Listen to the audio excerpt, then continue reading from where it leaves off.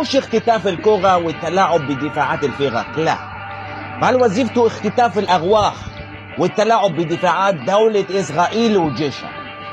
محمد صلاح صار هو الهداف التاريخي لشعب مصر بعد ما سجل هاتريك في صفوف جيشنا وضرب رقم قياسي جديد.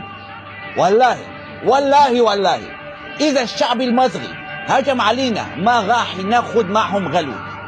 لذلك أنا بقول وبكل أسف باي باي إسرائيل، باي باي إسرائيل. فراعنة هذول.